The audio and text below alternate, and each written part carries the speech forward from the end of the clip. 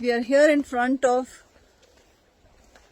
the Mountain Medical Institute Dingboche Clinic, and I'll take you inside to show the facilities available in the hospital, and we'll have a quick interview with the doctor.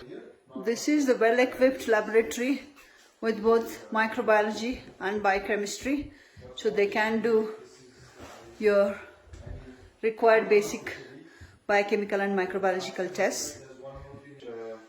Beautiful carpeted walls inside a hospital I've never seen. This is like an inpatient ward with 2 beds, has an oxygen concentrator and a ICU monitor as well. Very well equipped for a very local outpost clinic, because the main center is in Namche Bazaar. They also have a minor OT where they do minor procedures like amputations, abscess drainage, etc. And here is our doctor. Namaste. Can you tell me your name, doctor? My name is Abhyu Ghimere. Thank you. Okay, so so wherever you see a blue Buddha, it means the blue Buddha is for medicine, and as you can see, he's holding herbs and he's surrounded by herbs, and so that's what. So that's the blue, doctor's seat. Yeah. Behind, in front of the medicine Buddha. Fortunately, I'm not blue. So Dr. Abhyu, how old are you? I am 31. You don't look 31, you look very young.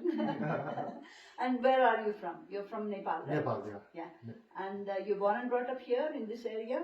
I grew up in Kathmandu. Okay. Yeah, and then for further studies I went to India. Okay. Your parents are from here, you said? Your mom is from here? Yes, my mom is from here. My dad is from Sangpasava or the Makalu Valley, yeah. Okay. And you graduated from Manipal? Yeah, Kasturba Medical College, Manipal. Okay, and you've also worked in Manipal for how long? So I was in Manipal from 2009 to 2016. June. Okay, so yeah. 7 years. 7 years, and that also incorporates my training. Yeah. Okay, how did you find Manipal? Very I similar to India? Very similar to Nepal? No, it was very different. It's very warm, humid, hot. Yeah. And whenever I used to go back to study in Manipal, I used to come back for holidays, and then I used to go back. I used to sweat. Even if I wasn't doing anything, I was sitting down, I would sweat profusely all the time. Okay. And how was the education part of it? You were very happy with the education was training? Very good, I would say. Okay. And the professors were very strict and very dedicated towards teaching. Okay. And here it's they say if you cannot do anything, you become a teacher, right? Okay. But there it's like you can do everything, then you become a teacher. Yeah, they want to become a teacher and a professor, and good. And then if you do something with full heart, then obviously you get good at it, right? Sure. And how long have you worked after your graduation in Nepal here in this area? So 2016 June I was here, and 3 months I had to sit for the licensing exam. Okay. And I was in far west Nepal for 4 months. And after that I came to Namche Bazaar, Khumbu. And so after that I've been working here. Now it's almost 5 years. Or a little over. And tell us about the facilities that this place has. This is an outpost, you said, right? Yeah, so this is a branch, and our headquarters are at Namche Bazaar. Okay. And this was opened 2 years ago, just when COVID was coming into fashion, yeah? That was about 2 years ago. Hopefully it's going out of fashion. Not trending anymore. So this branch was opened back then, and was it open mainly for the COVID sake? No, it was open because the locals wanted a clinic here. Okay. And they requested whoever's in charge, and they decided to make a branch here. So you have I just saw you have a lab, well-equipped lab with microbiology and biochemistry.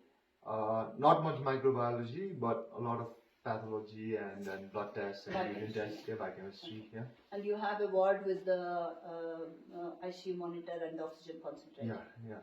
And the minor OT to do the minor procedures. Yes. And you have an ECG machine and an ultrasound as well. Yes. That's actually quite good for a outpost clinic. Yeah, And how about the medicines? Most of the medicines are available? emergency medicines are not available, like like cardiac medications. Yeah. But most, The regular medications regular you have. medications, antibiotics, Okay. or other medications, most of them are available, I would say. So the treatment is free for the patients, local patients? For locals, it's free. The consultation is free, but the medication is not, because if medication is free, then people would overconsume or consume it without needing to consume it. Okay. Also, there will be trackers if they're Nepalese and they want to take some medications. They'll just like they will steal it and sell it to other people. Okay. Yeah. So that's medicine couldn't be free. Okay. Even if we wanted it to be free. Okay. And That's good. but consultation and treatment mostly is So free. you're there as an inpatient if they're here. That medication will be free, right? Because you Yeah. So if it's needed, so, Yeah. it's mostly free. Yeah. But it's outpatient medication you don't. Yeah. So medications are we charge for medication, and that's barely it's 25% of what it would cost in Kathmandu. Okay, So, subsidized. Yeah. So because that cost goes into bringing the medications here. Yeah. Okay. And for foreigners, we charge $70, and medications are incorporated in that. Okay. And people might wonder where did this value of $70 came from. Yeah. It's standardized in Khumbu mostly.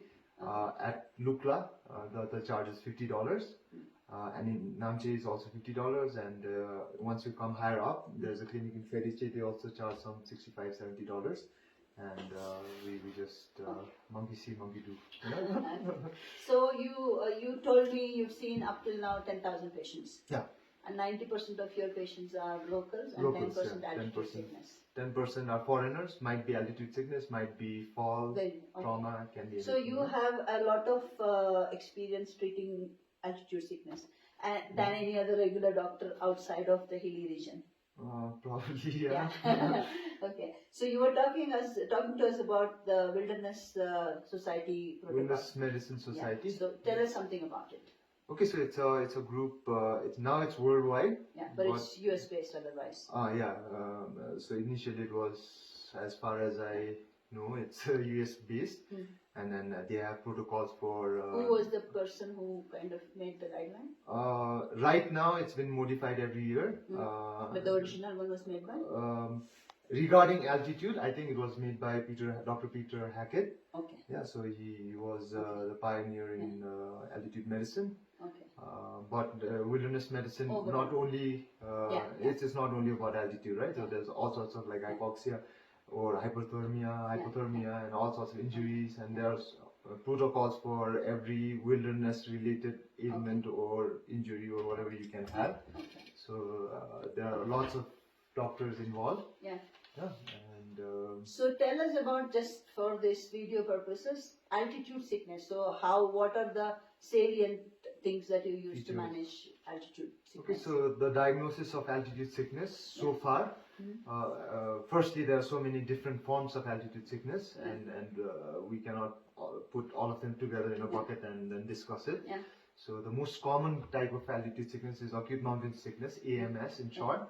Yeah, so the diagnosis of AMS, so far there has been no investigation or no test to say this person has altitude sickness and this one doesn't, right? It's clinical. Yeah, so it's all clinical and subjective. Yeah, so there's a scoring. Yeah. So whenever something is clinically diagnosed, there's a scoring system. Yeah. Say for appendicitis, there's this Avogadro scoring system. Like that, for altitude sickness, there is a scoring system.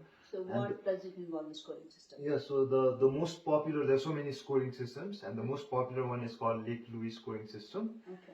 Okay, so right now it's called modified Lake Louise scoring system. So what are the main things that you look at? Yeah, so there used to be five symptoms, and it used to be graded. They used to give 0, 1, 2 depending on the severity, right? Yeah. And then the 5 symptoms are headache, nausea, vomiting, breathlessness or tiredness, GI issues, and sleep disturbance, right? So five things. So when do you actually tell the patient, tell your patient not to ascend any further? 3 out of 5 symptoms or 2 out of 5? Okay, so when there's a diagnosis, to make a diagnosis, we make a sum total of that. Yeah. Yeah, and give a score. Yeah. And then beyond a certain score, now it gets complicated from now. Yeah. The audience might not understand. So make it very simple and tell them like Okay, if you have 1, 2, 3. Yeah, so to simplify it or Yeah. or actually oversimplify it, Yeah. we say 3 out of 5 symptoms, if present, likely to be altitude sickness. Yeah. So better to stay there or go down depending upon. Yeah, if it's so if they have 3 symptoms, the correct advice would be to go down. Yeah. But if it's not severe, then sometimes we say maybe take medications and wait for a day or two. Okay. Until your body adjusts to the altitude, and if you do fine, then you can ascend also. So it's already set in, then the Dimox doesn't work very well. Yeah, so Dimox is a really good preventative medication, but a really bad curative medication. Yeah. For curative, use dexamethasone? No, curative best is Descent. Yeah. Yeah. Other than that, there's no replacement of Descent. Yeah. Second best is oxygen. Yeah. Yeah. Third best would be we do prescribe. I mean, in the protocol there is acetazolamide or Dimox, as you said, and there's steroids also. Dexamethasone is the most commonly used one. But yeah, Descent is the only one a doctor could prescribe, full-heartedly. Okay. Thank you very much. No. And for those who are ascending, if you have 3 out of 5 symptoms, think very carefully about ascending further. And as Dr. Abhyu says, Descent is the only cure. And this is the clinic. So I just wanted to remind that this is the clinic at the highest altitude in the world. Yeah. But not Guinness authorized, right? So it's not official. But but it is at the moment. Yeah. But I don't think you can find when you Google it. Yeah. That's Google information. So from the most experienced horse's mouth, Descent if you have 3 out of 5 symptoms. Good luck for ascent.